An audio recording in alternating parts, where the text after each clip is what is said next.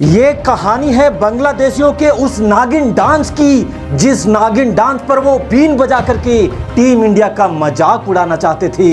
लेकिन उन बांग्लादेशी नागों को ये पता नहीं था कि वो भारतीय टीम से पंगा ले रहे थे। और जब भारतीय टीम के वीर जवानों ने उन बांग्लादेशी नागों पे पलटवार किया था तो उनके फन को ऐसा कुचल डाला था कि फिर कभी भारत के सामने नागिन डांस करने से पहले उन बांग्लादेशी नागों के हाथ कांप उठेंगे। दोस्तों, बांग्लादेशी नागों के फन को कुचलने की आज की ये कहानी काफी शानदार होने वाली है, इसलिए आपसे गुजारिश है कि इस वीडियो पे अभी एक लाइक जरूर दे दीजिएगा। और जिन दोस्तों ने अभी तक हमारे चैनल को सब्सक्राइब नहीं किया है उनसे भी निवेदन है कि सब्सक्राइब वाला बटन भी जरूर दबा दीजिएगा। फिलहाल शुरू करते हैं भारत और बांग्लादेश के बीच खेले जा रहे इस धमाकेदार मैच की पूरी कहानी को। अब देखो भैया, बांग्लादेशी फैंस का बांग्ला भाषा में भारतीय खिलाड़ियों को गाली देना कोई नई बात नहीं है। ये बांग्ला भाषा में भारत को अपना दुश्मन मुल्क बताते हैं। उन बांग्लादेशी लोगों को ये तक नहीं पता है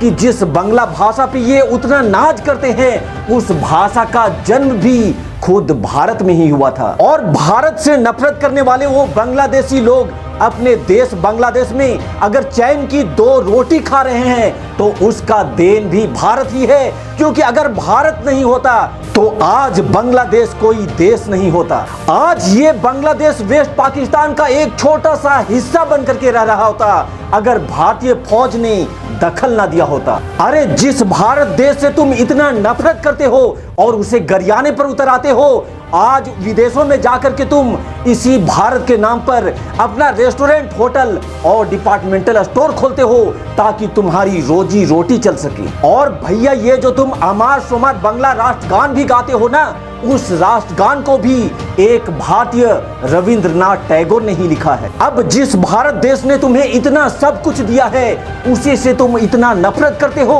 और उसे गरियाने पे उतर आते हो। यहाँ तक कि भारत की हार में तुम नाचने, गाने और खुशियां मनाने पे उतर जाते हो। वैसे तो बांग्लादेश जब भी कोई मैच जीतता है तो उनका नागिन डांस करके विपक्षी टीमों का मजाक उड़ाना कोई नई बात नहीं है। लेकिन आज की ये कहानी है साल 2014 की, जब भारतीय टीम 3 वनडे मैचों की सीरीज के लिए बांग्लादेश के दौरे पर गई थी। और तब उस सीरीज के शुरू होने से पहले ही उन बांग्लादेशी नागों का फन एक बार फिर से भारत को अपमानित कर नागिन डांस करने के लिए मचल रहा था, क्योंकि उन बांग्लादेशी खिलाड़ियों ने मैच शुरू होने से पहले ही ये मान लिया था कि इस सीरीज के विजेता तो हम ही बनेंगे। और इसकी एक बड़ी वजह यह थी कि उस सीरीज में भारतीय टीम के बड़े बड़े खिलाड़ी लेकिन इस बार बांग्लादेशियों के फन को कुचलने का जिम्मा भारतीय टीम के नए एवं युवा खिलाड़ियों को दिया गया था। जहां सुरेश रैना की कप्तानी में भारतीय टीम ने पहले मैच में ही धमाकेदार जीत अर्जित करी और सीरीज में 1-0 की बढ़त भी बना ली थी। जहां भारतीय टीम सीरीज के इस दूसरे मैच में जीत के साथ सीरीज को अपने नाम करना चाहती थी, वहीं बांग्लादेश की टीम भी हर हाल में इस मैच में अपनी वापसी के लिए छटपटा रही थी। इसी बीच में शुरू होता है सीरीज का ये दूसरा मैच जो बांग्लादेश के शेरे बंगला स्टेडियम में खेला जा रहा था। ये मैच शुरू होता है जहां भारतीय टीम को टॉस हारकर पहले बल्लेबाजी करना पड़ता है और रॉबिन उथप्पा के साथ अजिंक्य रहाणे भारतीय पारी की शुरुआत करने मैदान पर दस्तक देते हैं। लेकिन यहाँ भारतीय टीम की शुरुआत बेहद निराशाजनक रहती है, क्योंकि पहले ओवर की दूसरी गेंद पर ही रहाणे एलबीडब्ल्यू आउट करार दे दिए जाते हैं और भारतीय टीम को महज 1 रनों के स्कोर पर पहला झटका लग जाता है। लेकिन फिर यहां से उथप्पा के साथ मिलकर पुजारा ने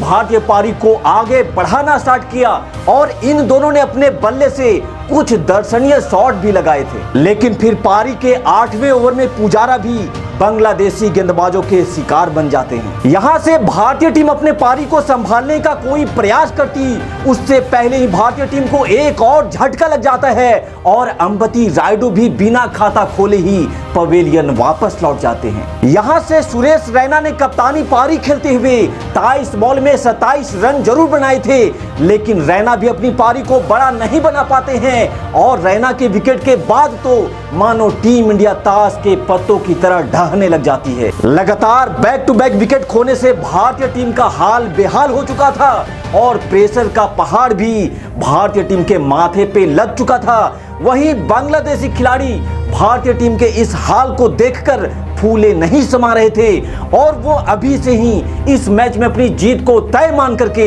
नाचने, गाने और खुशियां मनाने लगे थे। यहां से भारतीय टीम के बल्लेबाजों के आने और जाने का सिलसिला चलता रहा और टीम इंडिया का हाल ये हो चुका था कि भारतीय टीम की तरफ से सबसे ज्यादा रन सुरेश रैना के बल्ले से ही आए थे, जिन्होंने 23 बॉल में 27 रन बनाए थे और इनके अलावा कोई भी भारतीय टीम का बल्लेबाज 20 रनों की पारी भी नहीं खेल सका था, जिसका परिणाम यह होता है कि भारतीय टीम अपने पारी के 25वें ओवर में ही अपना सारा विकेट गंवा देती है और बोर्ड पे भी स्कोर था महज 105 रन। अब बांग्लादेश को इस मैच को जीतने के लिए सिर्फ 106 रनों की जरूरत थी और पूरे के पूरे 50 ओवर उनके खाते में थे और यही कारण था कि बांग्लादेशी खिलाड़ियों के साथ बांग्लादेशी फैंस भी इस मैच में अपनी जीत को तय मान करके नागिन डांस करके टीम इंडिया के खिलाड़ियों का और भारतीयों का अपमान करने लगे थे, क्योंकि बांग्लादेशियों को लग रहा था कि भला ये 105 रन कोई रन में रन है और वो भी वनडे मैच में, इसे तो हमारे बांग्लादेशी खिलाड़ी भाई लोग नागिन डांस करते करते ही बना लेंगे।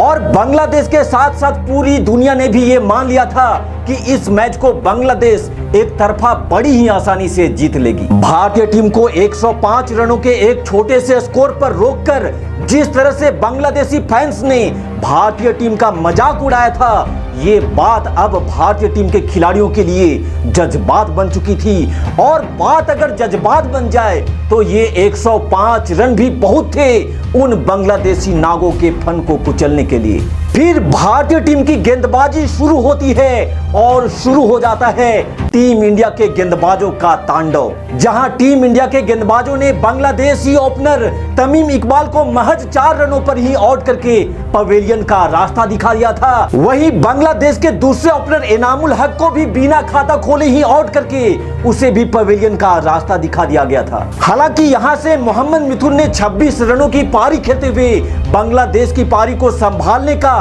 कुछ हद तक प्रयास जरूर किया था, लेकिन फिर स्टुअर्ट बिनी ने मिथुन को 26 रनों के स्कोर पर आउट करके उन्हें भी पवेलियन का रास्ता दिखा दिया था। इसके बाद तो भारत की खतरनाक गेंदबाजी के सामने बांग्लादेशी बल्लेबाजों ने अपने घुटने टेकने शुरू कर दिए थे और भारतीय टीम के गेंदबाजों ने इस मैच में ऐसा कोहराम मचा दिया था कि बांग्लादेश की टीम जिस भी बल्लेबाज को बल्लेबाजी के लिए मैदान में भेज रही थी, भारतीय टीम के गेंदबाज उन्हें 1 मिनट के लिए भी क्रीज पर टिकने नहीं दे रहे थे। एक तरफ जहां स्टुअर्ट बिनी ने 6 बांग्लादेशी बल्लेबाजों को अपना शिकार बनाया, वहीं मोहित शर्मा ने भी 4 विकेट अपने नाम किए। अब से बस थोड़ी देर पहले बांग्लादेशी नागिनों का फन जो डांस करने के लिए उतावला हो रहा था, उन नागों के फन को भारतीय टीम के गेंदबाजों ने अब पूरी तरह से कुचल करके रख दिया था, क्योंकि बांग्लादेश की पूरी टीम महज 58 रनों पर ही ऑल आउट हो जाती है और इस छोटे से स्कोर के बावजूद भी